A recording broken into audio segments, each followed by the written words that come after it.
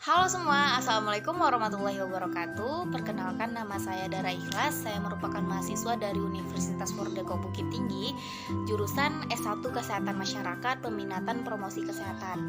Nah, pada kesempatan kali ini saya akan memberikan promosi kesehatan mengenai kesehatan dan keselamatan kerja di tempat kerja, khususnya di rumah makan. Nah, penasaran seperti apa? Mari kita lihat.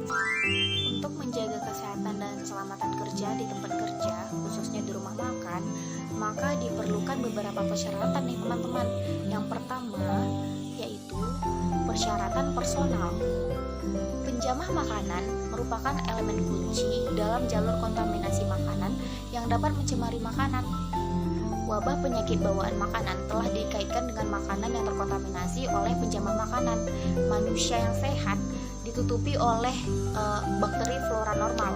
Oleh karena itu, setiap personal diharapkan bisa menjaga kebersihan dan kesehatan pribadi dengan cara setiap mengolah makanan itu ketika bekerja harus menggunakan celemek, penutup rambut, dan sepatu dapur gitu.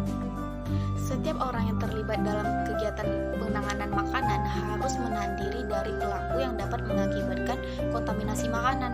Misalnya tidak merokok, tidak makan atau mengunyah, tidak memakai perhiasan, tidak menggunakan peralatan dan fasilitas yang bukan untuk keperluannya, dan selalu mencuci tangan sebelum dan sesudah bekerja serta sebelum dan sesudah keluar dari toilet.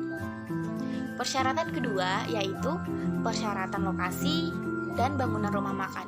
Lokasi dari rumah makan harus terletak pada lokasi yang terhindar dari pencemaran yang diakibatkan oleh debu, asap, serangga, dan tikus.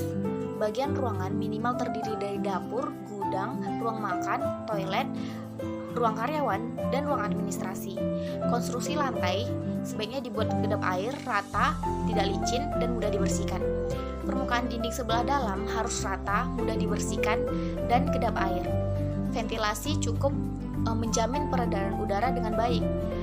Atap tidak bocor, cukup landai, dan tidak menjadi sarang tikus, serangga, dan binatang lainnya.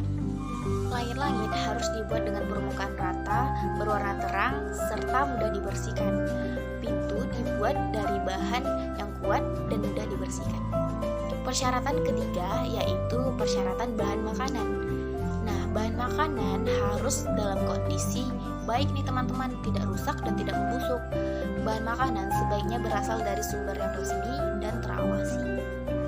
Selanjutnya, yang keempat, persyaratan pengolahan makanan. Semua kegiatan pengolahan makanan harus dilakukan dengan cara terlindung dari kontak langsung dengan tubuh.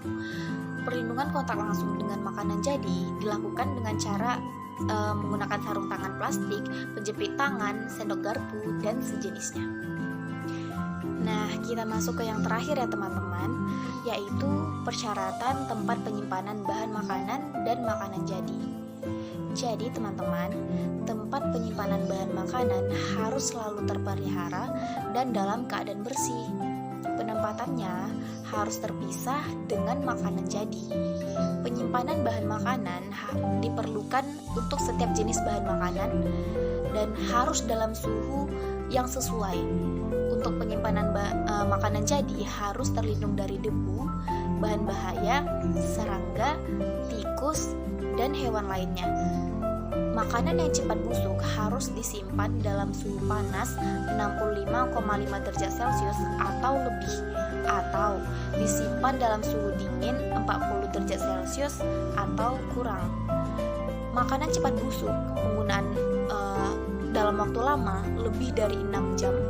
Disimpan dalam suhu minus 50 derajat Celcius sampai minus 10 derajat Celcius.